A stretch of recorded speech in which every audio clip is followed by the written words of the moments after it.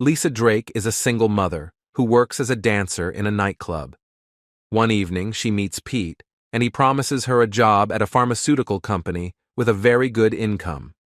Skeptical about the promises of a drunken client, Lisa experiences a number of other difficulties.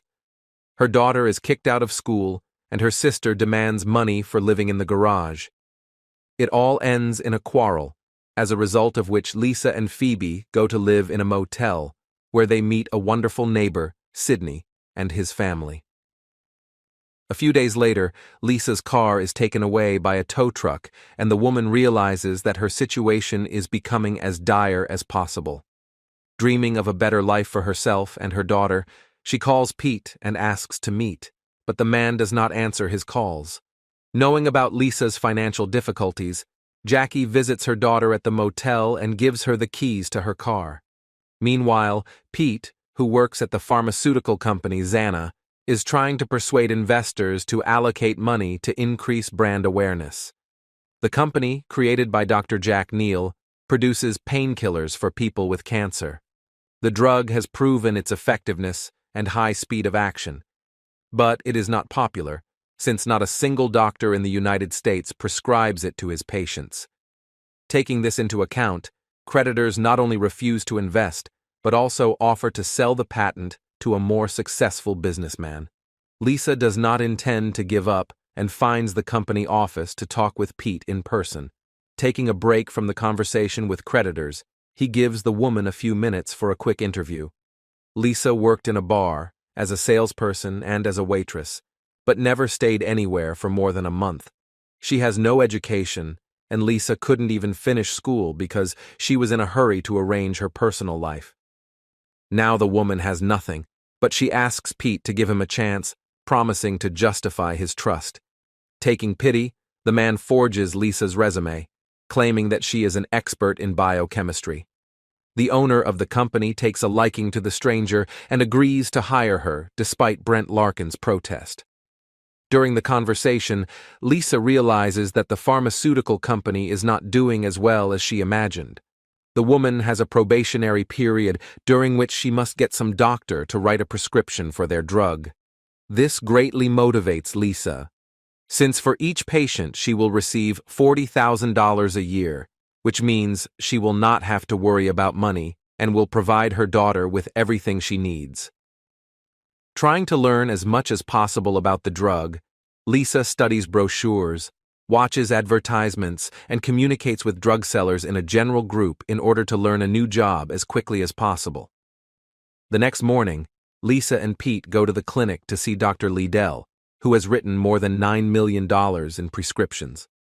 Trying to make a good impression, Lisa talks about the drug and treats the man to Charlotte, but the whole presentation of the drug does not bring any success. A representative from a competing company steals all the attention, causing Lisa to lose her chance to get a patient who could become their client. Not wanting to give up, the woman visits dozens of clinics and private doctors, but they all ignore her, since her company's drug is not popular and its market share is less than 1%. At some point, Phoebe becomes ill, and the girl experiences a panic attack, during which she has no control over her body. Lisa assumes it's epilepsy, but the problem is a lump that can develop into cancer. The doctor offers two options: craniotomy, which is fraught with consequences, or minimally invasive surgery.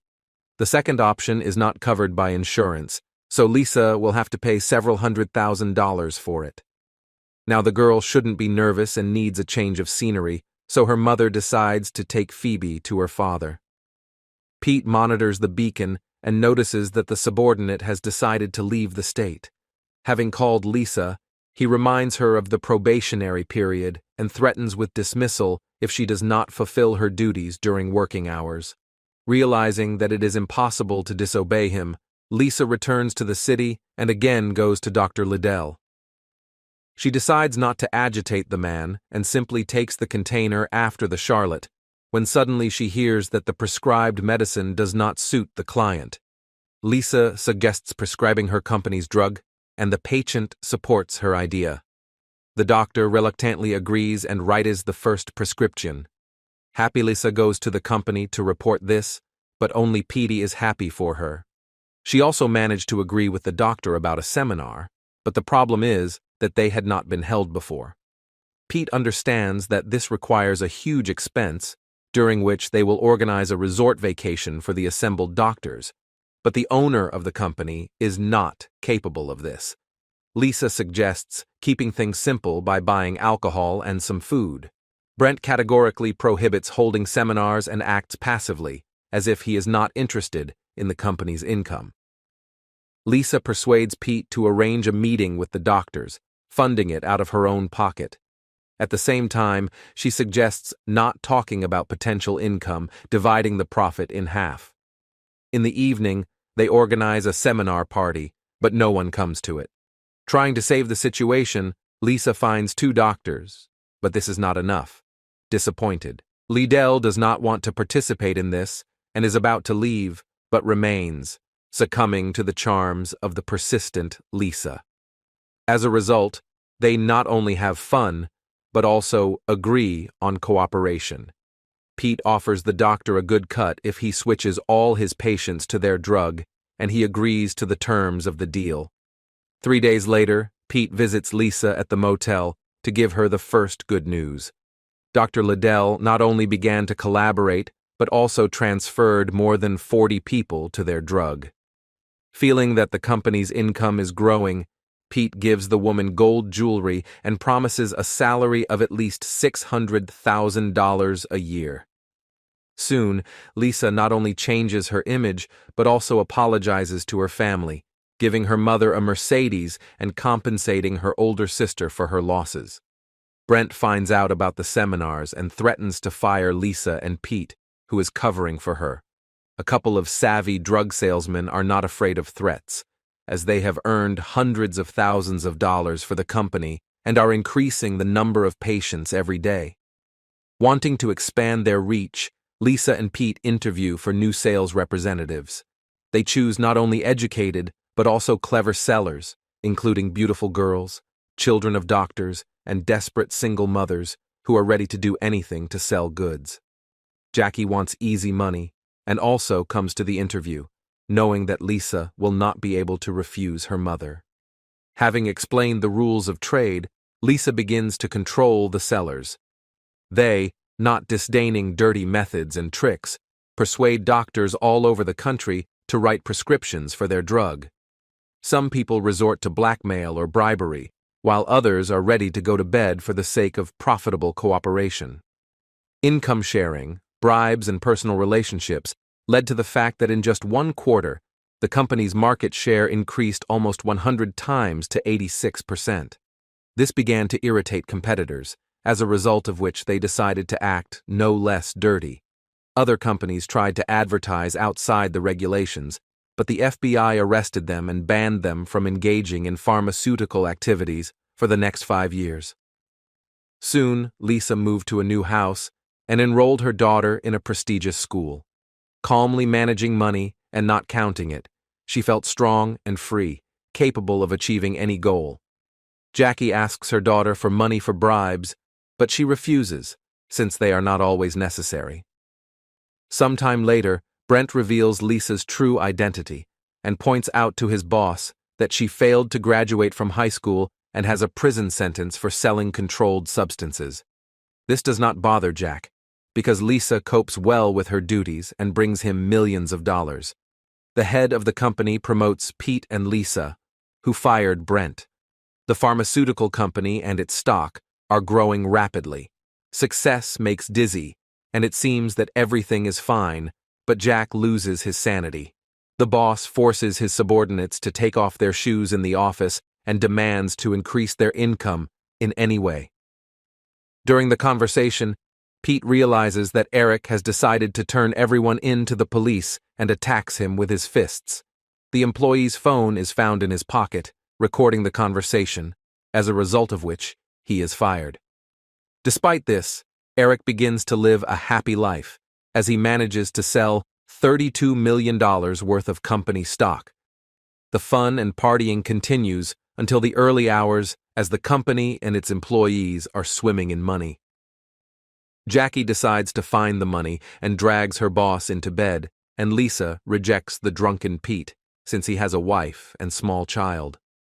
After this, Jack becomes even more paranoid, hiring security to check the guests. He again calls for increased sales and proposes prescribing the drug not only for people with cancer, but for all patients suffering from any pain. Lisa is against it, but Pete agrees to Jack's demands, not wanting to lose his job. Boss also asks Lisa to talk to her mother and force her to write a statement of her own free will. Tiệc cuối năm phải đỏ, dù là nhỏ hay lớn.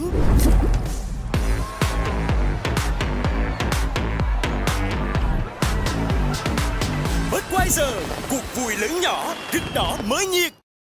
The next morning, Lisa gives the documents to Jackie, which leads to a family argument, after which the mother signs the papers.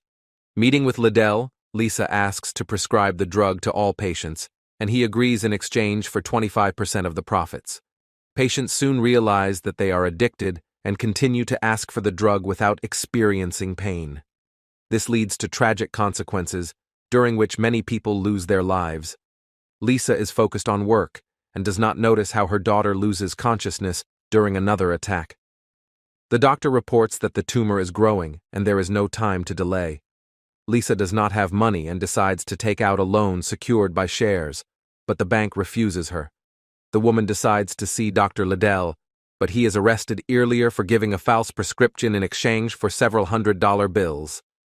Losing the doctor could lead to a decrease in income, so Pete and Jack decide to increase the dose of the drug. Lisa is outraged by this behavior, but she is ready to do anything if the boss lends money for her daughter's operation. Jack refuses, believing that the crisis should motivate his subordinates to find new solutions.